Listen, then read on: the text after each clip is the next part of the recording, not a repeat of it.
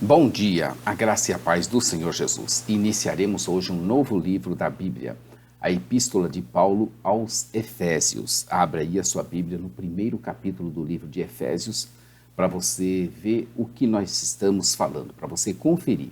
Eu sou o pastor Daniel Deusdete, da Igreja Os Semeadores, do canal de vídeo da Semeadores.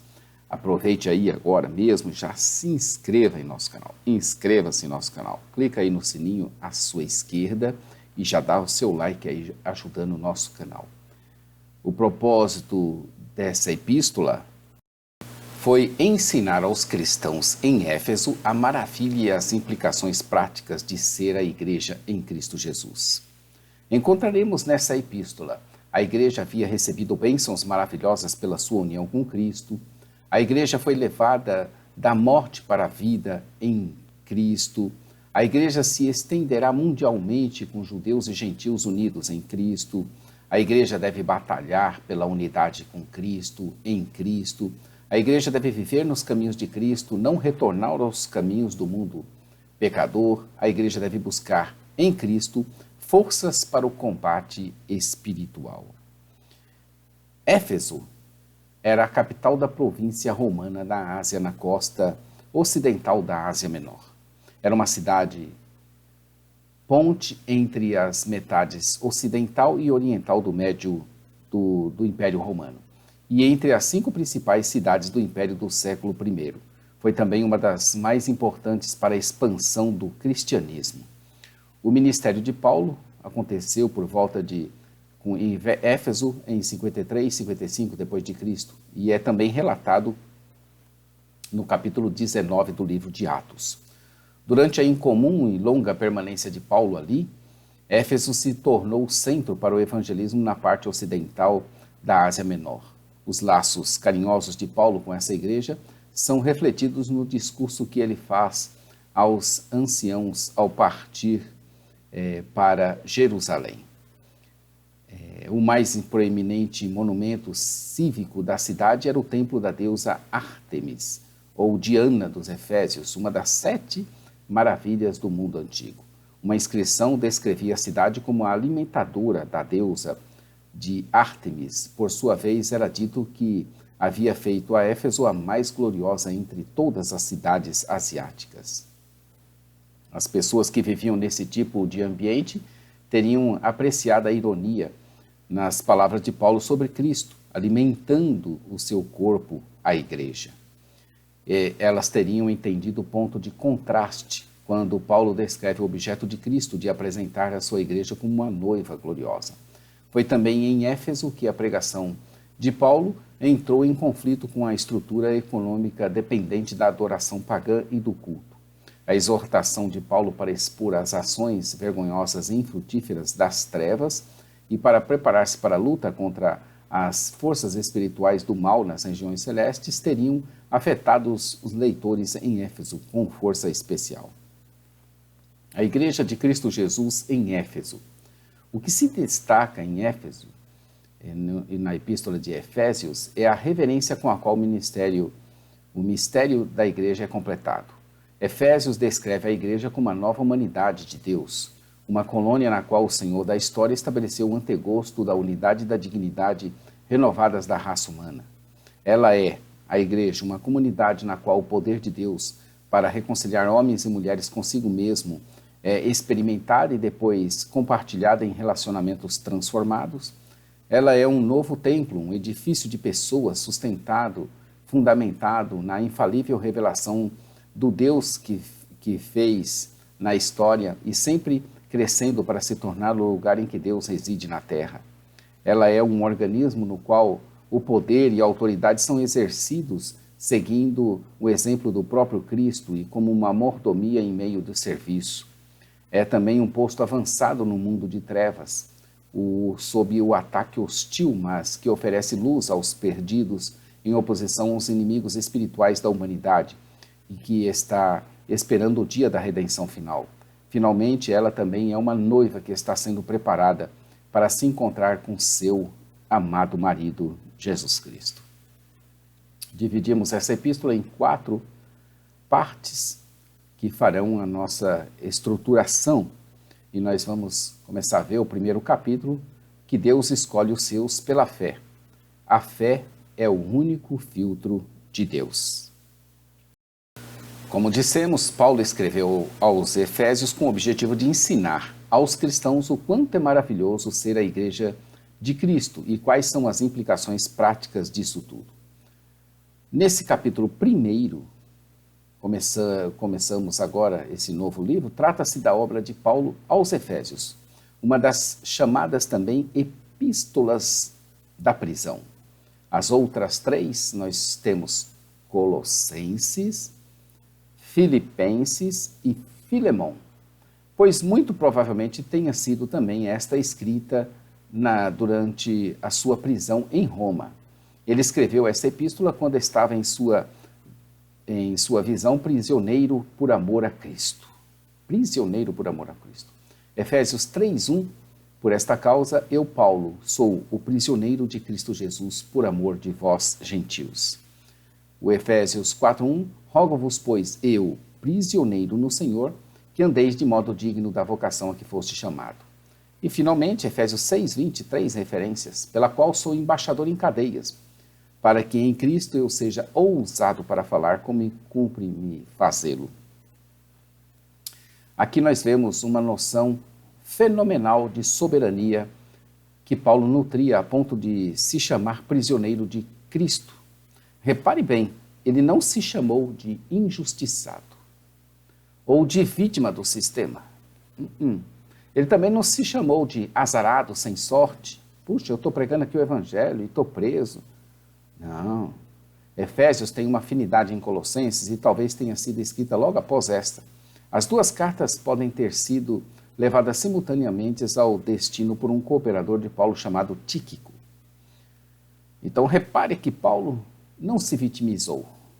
Pelo contrário, disse, eu sou prisioneiro de Cristo. Ou seja, Deus está me mantendo aqui nesse estado. Se Ele quiser, Ele me tira.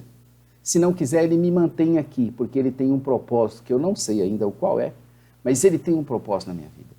Isso é um reconhecimento fenomenal da soberania de Deus. Precisamos disso na nossa vida.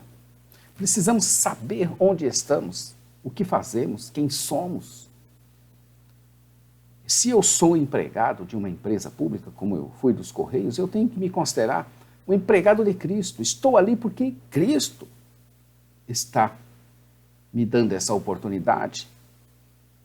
No dia que não quiser mais ali, Ele me coloca em outros cargos, em outras posturas, em outros afazeres.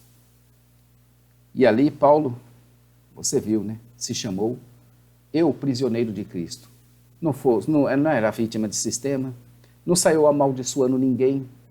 Ah, maldito seja aquele que me prendeu aqui. Não saiu perseguindo ninguém. Ele entendia que ele tinha um Deus e que ele servia a Ele e que Ele era vaso dele, instrumento dele.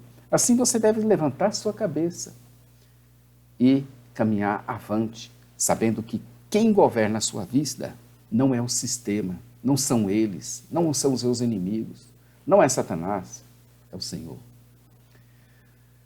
Vejamos a primeira parte, a saudação. Paulo começou a sua carta identificando-se a si mesmo e o seu ofício apostólico.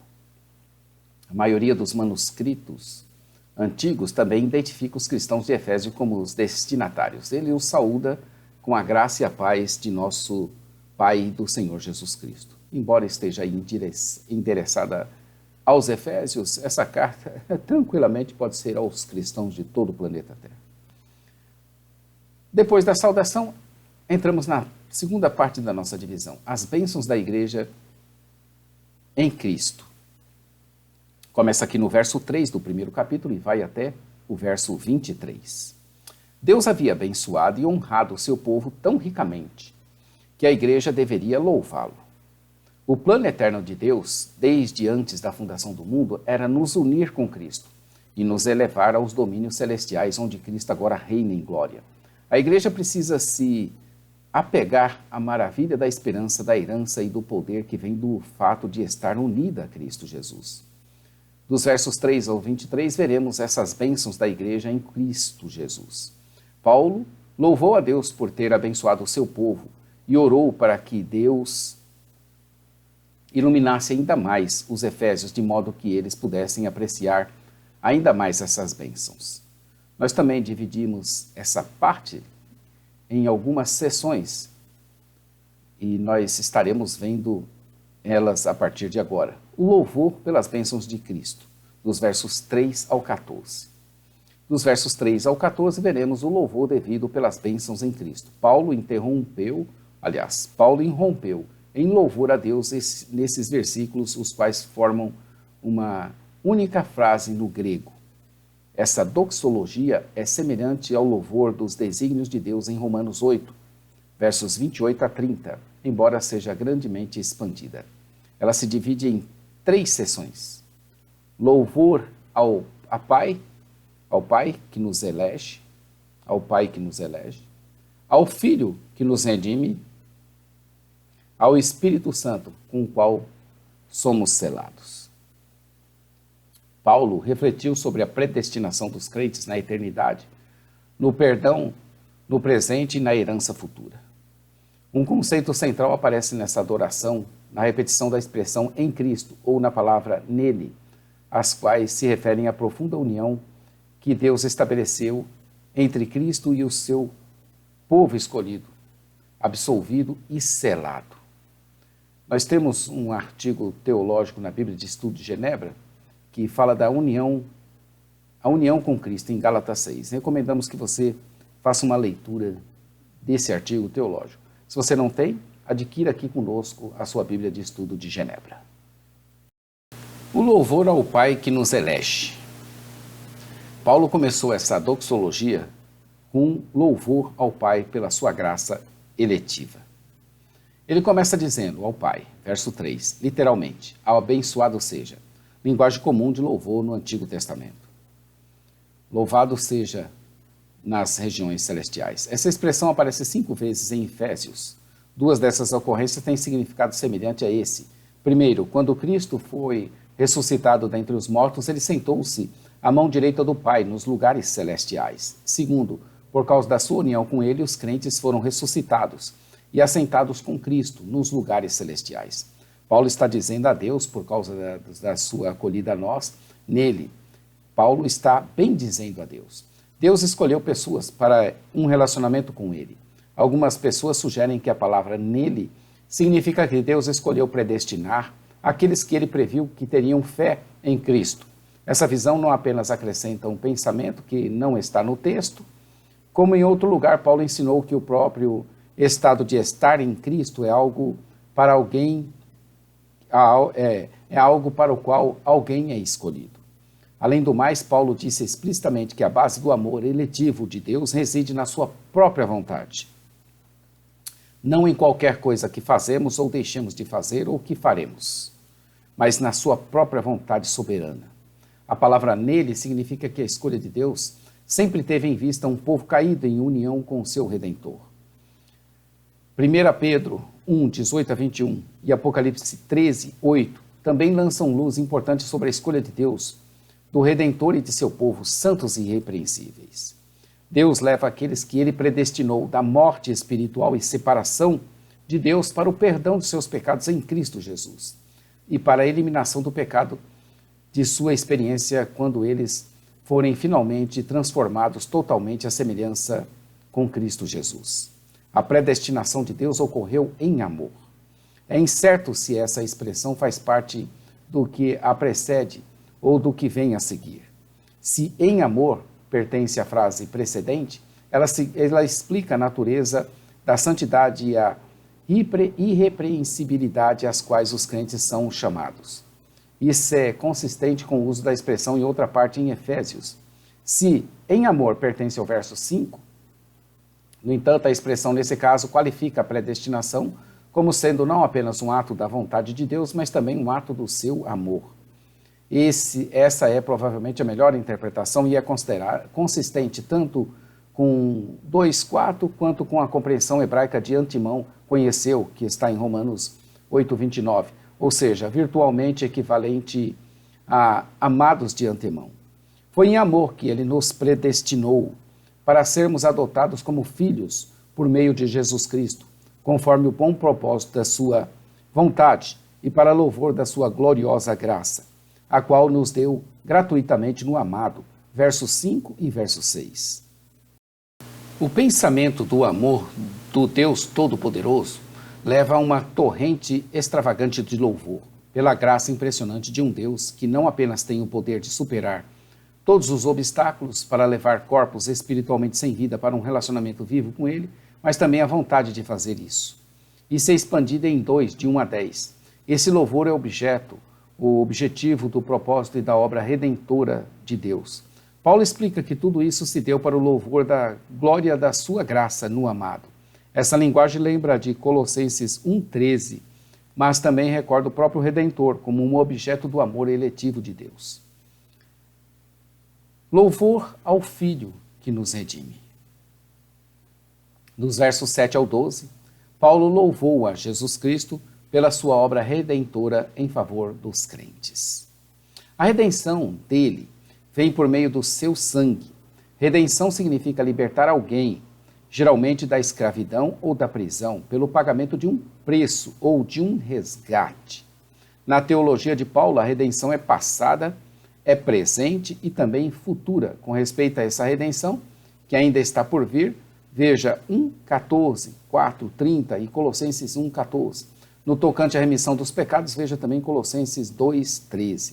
Nele, em Cristo Jesus, nós temos, verso 7 e verso 8. Confira aí na sua Bíblia. A redenção por meio do seu sangue. O seu alcance é no passado, no presente e no futuro. O perdão dos pecados, de acordo com as riquezas da graça de Deus, a qual Ele derramou sobre nós com toda a sabedoria e com todo o entendimento. Assim, Ele nos revelou o mistério da sua vontade, conforme o seu bom propósito que Ele mesmo estabeleceu em Cristo Jesus. Ou seja, de fazer convergir em Cristo todas as coisas celestes e terrestres na dispensação da plenitude dos tempos. Em virtude de sua morte e ressurreição, Cristo já assumiu a liderança da igreja e, embora por trás da cena, Ele já governa o universo. Porém, um foco futuro é dominante nesse versículo. Paulo quis inculcar nos seus leitores que a unidade visível da igreja é a inauguração do reino visível final de Cristo sobre todas as coisas. E é por isso que Paulo enfatizou a unidade de judeus e gentios na igreja. E a prática do amor entre os cristãos também. Os versos 9 a 12 são expandidos no capítulo 3, do verso 2 ao verso 12. Dos versos 11 ao 14, Paulo antecipou o que ele diria em 3:6, sobre judeus e gentios serem co-herdeiros da promessa em Cristo Jesus. Os judeus crentes da época de Paulo, os que de antemão esperamos em Cristo, verso 12, estavam onde estavam pela vontade de Deus e eram para o louvor da glória de Deus. Os gentios crentes que responderam ao Evangelho receberam a mesma promessa que havia sido feita a Israel, ou seja, o recebimento do Espírito Santo. E da mesma maneira estavam onde eles estavam para o louvor da glória de Deus. A declaração de Paulo no verso 11 sobre a extensão da vontade de Deus é arrebatadora. O propósito do Pai é convergir em Cristo Jesus todas as coisas, tanto as celestiais como as terrenas, nessa dispensação da plenitude dos tempos. Louvor ao Espírito, com o qual somos selados. São os versos 13 e 14 desse primeiro capítulo de Efésios. Depois que ouvimos a palavra da verdade, o evangelho de nossa salvação, por causa de Cristo no qual cremos, nós fomos selados, verso 13. Com a impressão indelével deixada pelo selo do anel de um rei, o Espírito Santo é a marca interior da posse de Deus sobre o seu povo. O Santo Espírito da promessa, como disse Jesus, Lucas 24, verso 49, o Espírito Santo é a promessa do Pai. De modo notável, essa promessa é estendida aos gentios, bem como aos judeus, com base na crença deles em Cristo Jesus. Não foi a pretensa evolução do ser, nem o conhecimento superior, não foi também a riqueza, não foi também o status, também não foi a fama, também não foi o prestígio, também não foi a cultura, também não foi a pobreza, o filtro usado por Deus para selecionar os crentes, mas unicamente a fé. Então Deus igualou todos por meio da fé. A sabedoria de Deus é muito grande. Ele igualou rico e pobre, o mais culto e o mais ignorante, o mais sábio e o menos sábio, o mais poderoso e o mais fraco. Ele igualou todos, deixou todos no mesmo nível, aos quais tem que responder pela fé. Pela fé, sim, nós alcançamos a plenitude do conhecimento de Cristo Jesus. Está disponível para qualquer um. Não precisa de altos conhecimentos superiores, altas revelações, segredos eternos em livros, em mistérios, em enigmas. Não precisa nada disso, é só fé. Deus falou, você creu, passou no teste, igualou todos. Aí alguns tropeçam nessa simplicidade, porque eles esperam um enigma complexo para ser entendido, revelado, ou um ritual. Não, Deus igualou tudo. Deus trabalha pela fé. É pela fé que nós somos aceitáveis a Ele. Simples demais. Você acredita no discurso de Deus? Então você é crente. Pela fé. Do contrário, você está em rebeldia contra o Senhor, que pode salvá-lo. A salvação está à sua disposição, mas você está procurando outra coisa. É tão simples. O Espírito não é apenas um cumprimento da promessa de Deus, de habitar em seu povo, mas também uma garantia de que Deus lhes dará uma herança final. Como uma entrada ou primeira parcela de uma redenção total, o Espírito é a garantia e o antegozo da glória dos tempos que estão por vir.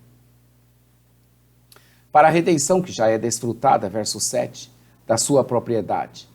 Isso evoca a noção do Antigo Testamento de que Deus escolheu um povo para a sua herança e comprou-o da escravidão para que se tornasse um povo, uma posse de grande valor. Pedro concordou com a aplicação de Paulo, que Paulo fez dessa linguagem judaica aos gentios. Súplica por iluminação, dos versos 15 ao 23. Paulo vai apresentar aqui uma súplica por iluminação. Paulo orou para que Deus iluminasse os cristãos efésios, de modo que eles tivessem maior motivação para louvar a Deus pelas bênçãos que receberam e receberiam, para que se unissem e ministrassem uns aos outros dentro da igreja. Éfeso era uma igreja na qual Paulo havia ministrado por mais de 2 anos, embora quando ele escreveu essa carta já haviam se passado 5 anos desde que ele havia estado lá. Se essa carta foi de fato endereçada a essa igreja, fica claro que a igreja havia crescido consideravelmente desde a última vez em que ele havia visto. Por outro lado, o fato de ter mencionado povos sobre cuja fé e amor ele havia apenas ouvido pode ser uma indicação de que a intenção era que essa fosse uma carta circular para as igrejas que ele não havia visitado. Pode ser uma hipótese. Ou ela é endereçada aos Efésios, ou é endereçada a todas, e aí se torna uma carta circular. Esses versículos 19 a 23 retificam o ensinamento do Novo Testamento sobre a ressurreição e sobre a entronização de Jesus. Mas eles também trazem 2 contribuições vitais para a compreensão do Novo Testamento a respeito da ressurreição de Jesus e da posição dos crentes. Primeiro, Paulo disse que o mesmo poder que ressuscitou Jesus dentre os mortos está em ação sobre os crentes. Eita! Se você captasse o que eu acabei de dizer. A gente não tem noção, né? A gente crê, mas é aquele crer, né? A gente não conseguiu ainda assimilar o que é isso. Meu Deus. O mesmo poder que ressuscitou Cristo Jesus dentre os mortos já está em ação sobre os crentes. Segundo, o apóstolo, me surgiu uma ideia aqui, né, a respeito desse primeiro. Vai que eu estou tão cheio de fé que eu sigo o caminho de todos os mortais e morra. Eu aí ressuscito. O poder de Deus está tão em mim, né? Mas ressuscitaremos, com certeza. Ao chamado de Jesus, filho, Daniel Deusdete, eu vou levantar com o corpo e tudo, porque Deus vai me investir. A promessa de Jesus é vida eterna. E a ressurreição é um fato. Ele ressuscitou, nós ressuscitaremos. Segundo, o apóstolo afirmou que Cristo tem prazer em ter sido dado à igreja para ficar na posição de cabeça sobre tudo. Meu Deus, são tantas coisas poderosas. Cristo não está apenas na posição mais elevada do universo, mas ele está lá como representante dos crentes, governando o universo em benefício, ou seja, para o bem de sua igreja. A ética dos Efésios se apoiava na verdade de que a autoridade existe para servir. O uso nobre do poder e da autoridade de Jesus em benefício do povo, do seu povo, é o modelo cristão. E você também pode reparar nos líderes, nos mais bem-sucedidos, todos eles se devotavam ao povo. Alguns deles até se colocou entre Deus e o povo, dizendo: elimina meu nome e risca meu nome do livro da vida, mas não faz dano nenhum a esse povo. E Deus honrou aquela vida por ver nele a sua disposição. Muitos dos nossos líderes passados que olharam para o povo e se sacrificaram por ele, receberam a aprovação de Deus. Salomão foi um deles, né? Quando Deus lhe apareceu para lhe dar o que ele quisesse, pede-me, te darei. Pede-me o que queres que eu te dê. Quando ele apareceu para Salomão, Salomão olhou para o povo, falou assim: esse povo precisa de alguém que saiba julgá-lo. Deus se agradou.